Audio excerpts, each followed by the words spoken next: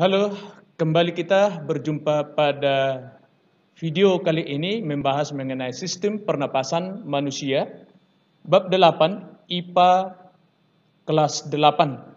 Dan yang menjadi kompetensi dasar di sini yaitu menganalisis sistem pernapasan pada manusia dan memahami gangguan pada sistem pernapasan serta upaya menjaga kesehatan sistem pernapasan. Dan tujuan pembelajaran dalam video kali ini yaitu diharapkan sebagai peserta didik mampu mengidentifikasi organ pernapasan, mekanisme pernapasan, serta gangguan dan upaya menjaga kesehatan pada sistem pernapasan. Langsung saja bagian A yaitu struktur dan fungsi sistem pernapasan, yaitu menyangkut mengenai respirasi, di mana respirasi itu merupakan proses pertukaran gas yang terjadi di dalam tubuh makhluk hidup. Dan dalam respirasi ini ada 3 proses dasar, yaitu yang pertama, bernapas atau ventilasi paru-paru. Ini merupakan proses menghirup udara atau inhalasi dan menghembuskan udara atau ekshalasi yang melibatkan pertukaran udara antara atmosfer dengan alveolus paru-paru. Yang proses kedua, respirasi eksternal, di mana ini merupakan pertukaran gas antara alveolus paru-paru dengan darah di dalam pembuluh kapiler paru-paru. Di sini mengikat O2 atau oksigen dari alveolus dan melepaskan CO2 menuju alveolus. Proses yang ketiga yaitu respirasi internal. Ini merupakan pertukaran gas antara darah di dalam pembuluh kapiler jaringan tubuh dengan sel-sel atau jaringan tubuh. Pada proses ini darah akan melepaskan O2 dan mengikat CO2. Bagian di sini di mana di dalam sel tubuh O2 digunakan untuk reaksi metabolisme, sehingga proses ini akan menghasilkan energi berupa ATP dan sisa metabolisme berupa CO2. Bagian 1 kita pelajari mengenai organ pernapasan manusia, di mana organ pernapasan manusia ini terdiri dari 2, yaitu sistem pernapasan bagian atas. Jadi sistem pernapasan bagian atas ini terdiri dari yaitu ada hidung dan faring atau tekak. Dan sistem pernapasan yang kedua yaitu sistem pernapasan bagian bawah yang terdiri dari ada laring, trakea, bronkus, dan paru-paru. Dan secara fungsional, sistem pernapasan ini tersusun atas 2 bagian utama. Ada yang bagian pertama yaitu zona penghubung, di mana zona penghubung ini terdiri dari beberapa, yaitu ada yang disebut dengan hidung, ada faring, ada laring, ada trakea, ada bronkus, dan bronkiolus. Dan fungsi bagian zona penghubung ini yaitu menyaring dan menghangatkan dan melembabkan udara serta menyalurkan udara menuju paru-paru. Yang bagian kedua yaitu zona respirasi, di mana ini merupakan jaringan dalam paru-paru yang berperan dalam pertukaran gas yang di bagian alveolus. Di mana zona respirasi ini ada beberapa, yang bagian A yaitu hidung. Hidung ini terdiri dari bagian rambut hidung yang berfungsi untuk penyaring udara, dan selaput lendir sebagai perangkap benda yang masuk terhirup saat bernapas. Dan yang bagian ketiga yaitu konka, ini merupakan menyamakan suhu udara yang terhirup dari luar dengan suhu tubuh atau menghambat udara yang masuk ke bagian paru-paru. Yang bagian B setelah hidung yaitu faring atau tekak, di mana ini merupakan organ pernapasan yang terletak di belakang atau posterior rongga hidung hingga rongga mulut dan di atas dari laring atau superior. Apa yang menjadi fungsi dari faring ini atau TK ini? Yaitu tentu merupakan jalur masuk udara dan makanan sebagai ruang resonansi suara, tempat tonsil yang berpartisipasi pada reaksi kekebalan tubuh dalam melawan benda-benda asing. Oke, yang bagian C yaitu laring atau pangkal tenggorokan, di mana ini merupakan organ pernapasan yang menghubungkan faring dengan trakea dan terdapat yang disebut dengan epiglotis dan juga bagian pita suara. Epiglotis ini yang berfungsi untuk menutup bagian dari laring ketika menelan makanan atau bagian yang minuman. Jadi apabila ada bagian partikel kecil seperti debu, baru asap atau makanan atau minuman yang masuk ke dalam laring, akan terjadi refleks batuk ya, yang berfungsi untuk mengeluarkan partikel tersebut dari bagian laring. Oke, yang bagian D yaitu trakea atau batang tenggorokan. Ini merupakan penghubung laring dengan bronkus yang mempunyai panjang sekitar 10 sampai 12 cm dengan lebarnya 2 cm. Jadi bagian dinding trakea ini tersusun atas cincin-cincin tulang rawan dan selaput lendir yang terdiri atas jaringan epitelium dan bersilia. Jadi di bagian dindingnya ini ada silia yang berfungsi untuk menyaring benda-benda asing yang masuk ke dalam saluran bagian pernapasan. Yang selanjutnya yaitu bagian E, yaitu bronkus atau cabang batang tenggorokan. Jadi pada bagian ini paling dasar dari trakea, di mana trakea ini bercabang menjadi dua, yaitu ada bronkus kanan dan ada yang bronkus ke kiri. Jadi struktur dari bronkus ini hampir sama dengan trakea, tetapi lebih sempit. Jadi ini merupakan susunan dari tulang rawan bronkus yang tidak teratur, tetapi berselang-seling dengan, yaitu yang disebut dengan otot polos. Oke, yang selanjutnya bagian F yaitu bronchiolis. Bronchiolis ini merupakan cabang-cabang kecil dari terusan dari bronkus. Jadi pada bagian bronchiolis ini terdapat yaitu gelembung-gelembung yang sangat kecil dan berdinding tipis yang disebut dengan alveolus.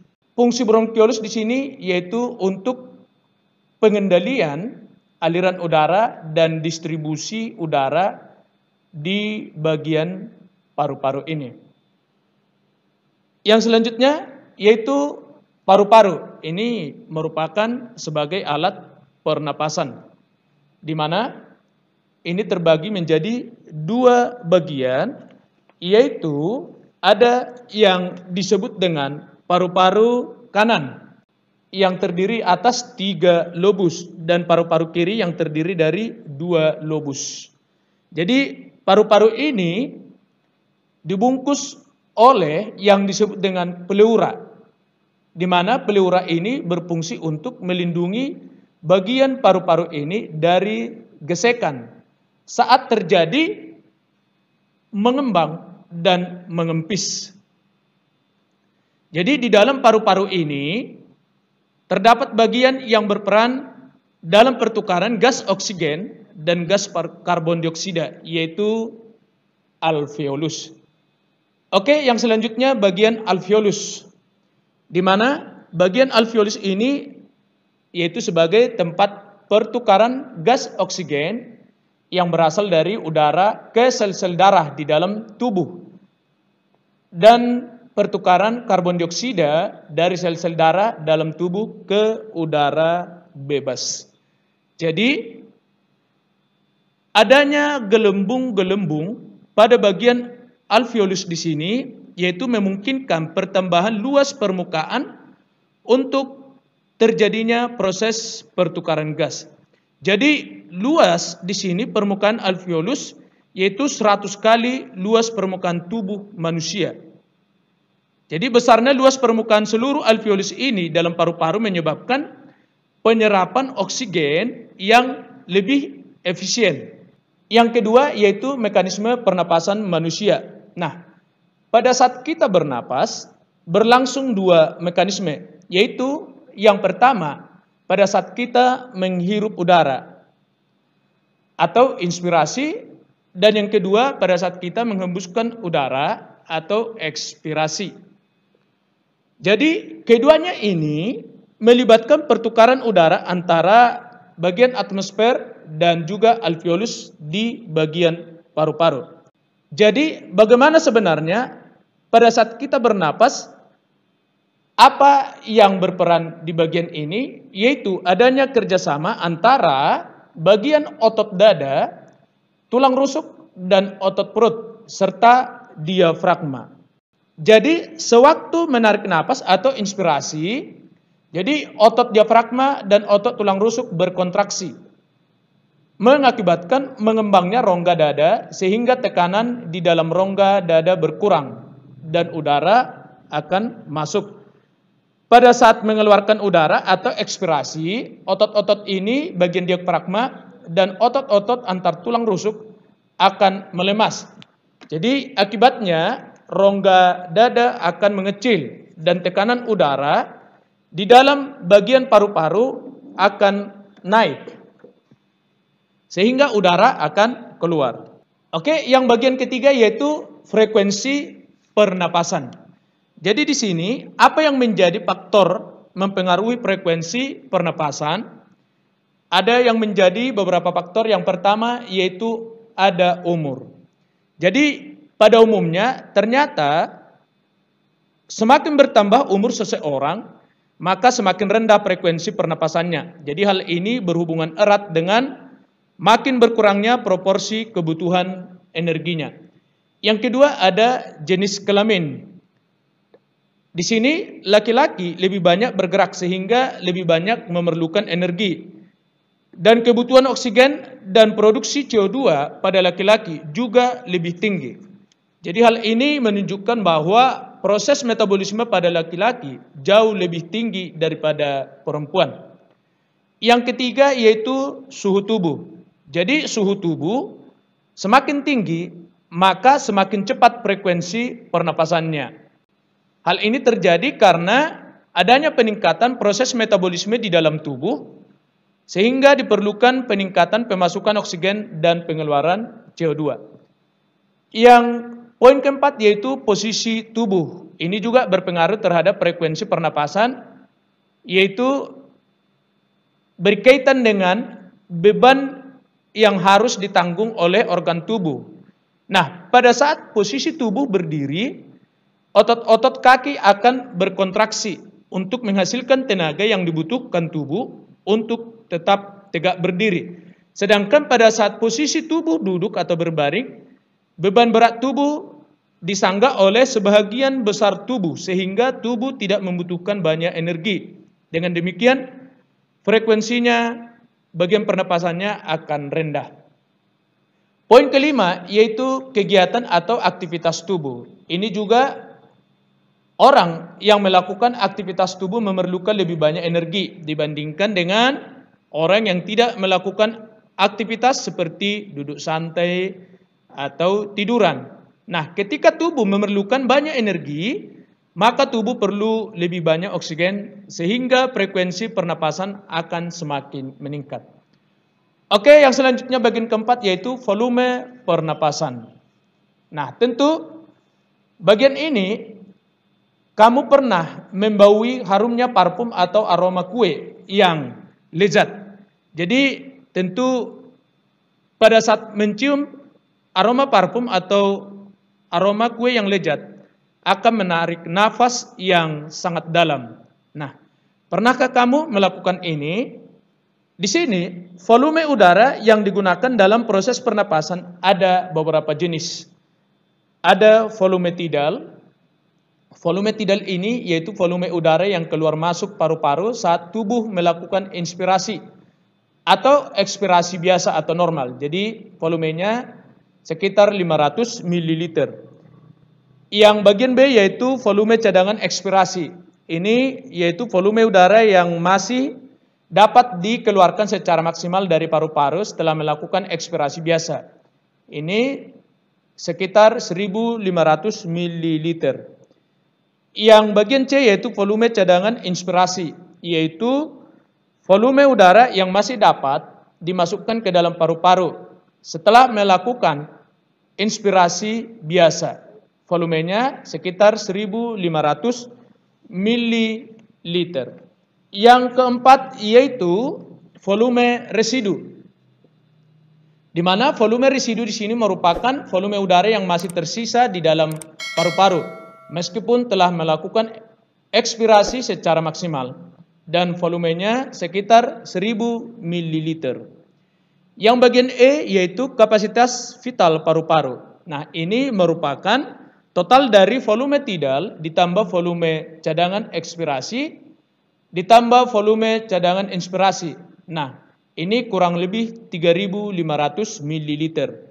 Yang selanjutnya yaitu bagian F, yaitu kapasitas total paru-paru, di mana kapasitas total paru-paru yaitu kapasitas vital paru-paru ditambah dengan volume residu. Oke, yang selanjutnya yaitu gangguan pada sistem pernapasan manusia dan upaya untuk mencegah atau menanggulanginya. Gangguan sistem pernapasan di sini ada beberapa. Yang pertama yaitu influenza, di mana ini disebabkan oleh influenza virus. Jadi gejala umum yang dialami oleh influenza ini yaitu demam dengan suhu lebih dari 39 derajat Celcius dan pilek, bersin-bersin, batuk, sakit kepala, sakit otot, dan rongga hidung terasa gatal. Dan kondisi hidung juga akan tersumbat. Dan penderita influenza di sini akan kesulitan untuk bernapas. Oke, yang kedua yaitu mengenai tonsilitis, di mana ini disebabkan oleh virus, ada adenovirus, ada rhinovirus, ada influenza, ada coronavirus.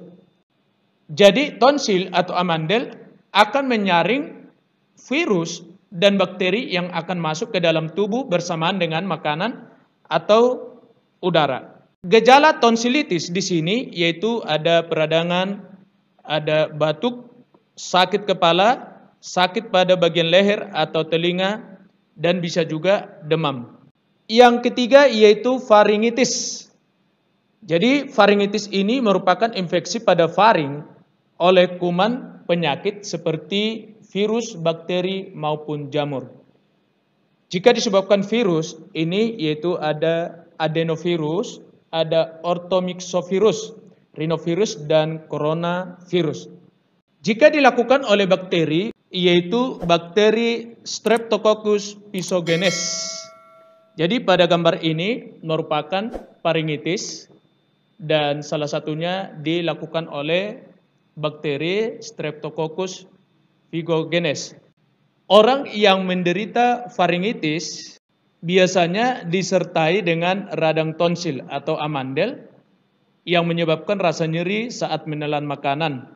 Dan penanganan faringitis yaitu dengan memberi antibiotik dan antifungi untuk membunuh bakteri serta jamur yang menginfeksi faring.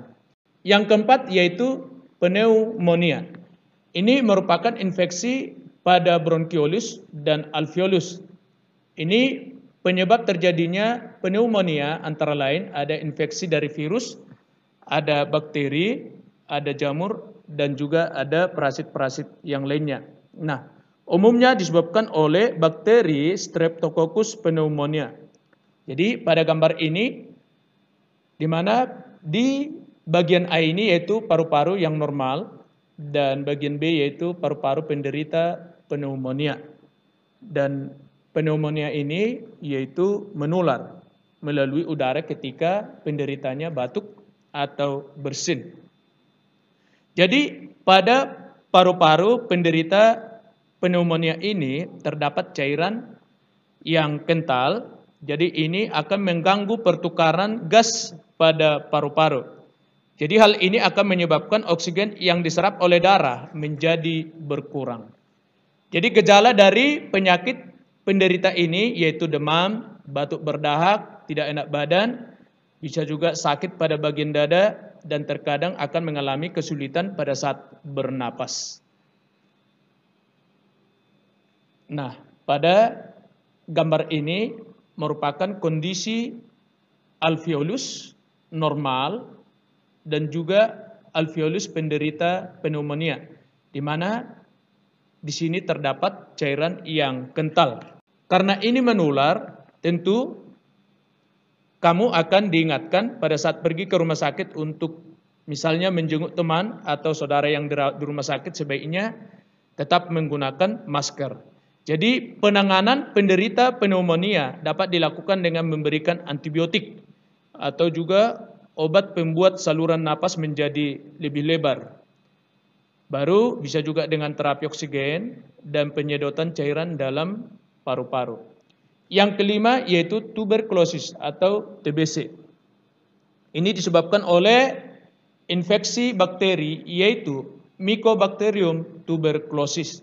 Pada kedua gambar ini, di mana bagian A merupakan paru-paru penderita TBC dan B ini merupakan bakteri penyebab TBC yaitu Mycobacterium tuberculosis. Jadi bakteri di sini akan menginfeksi paru-paru. Tetapi bukan hanya itu, bisa juga menginfeksi bagian lain dari tubuh. Nah, ketika bakteri ini masuk ke dalam bagian paru-paru, maka bakteri akan menyebabkan infeksi sehingga akan memicu sistem imun untuk bergerak menuju area yang terinfeksi dan segera memakan bakteri tersebut agar tidak menyebar luas. Nah, yang menjadi masalahnya, jika sistem imun lemah, maka bakteri dapat masuk ke dalam sel peredaran darah dan bagian sistem limpa untuk menginfeksi organ lain.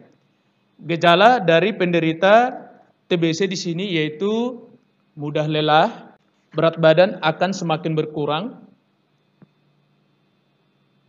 lesu, hilang nafsu makan, demam, berkeringat di malam hari, sulit bernapas, sakit pada bagian dada, dan batuk berdahak.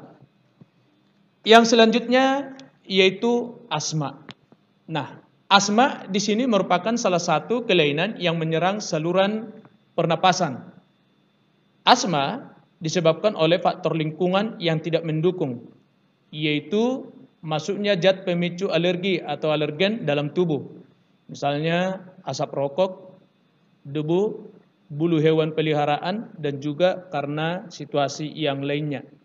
Masuknya alergen akan memicu tubuh menghasilkan senyawa kimia, yaitu seperti prostaglandin dan histamin. Jadi kedua senyawa kimia ini dapat memicu yaitu terjadinya penyempitan saluran pernapasan.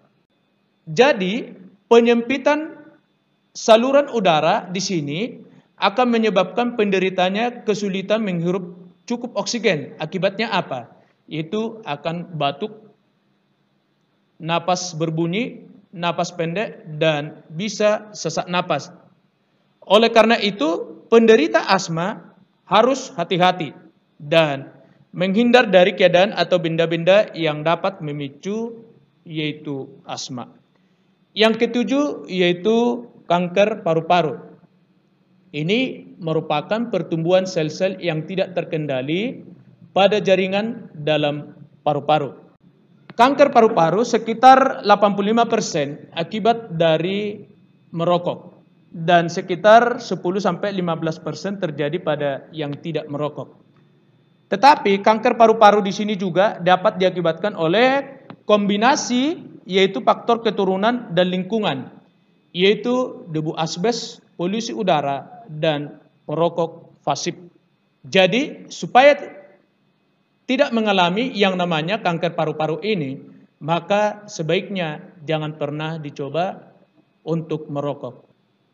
Oke, di sini ada yang menjadi bagian konsep atau peta konsep dari sistem pernapasan manusia yang sudah dijelaskan tadi di bagian atas.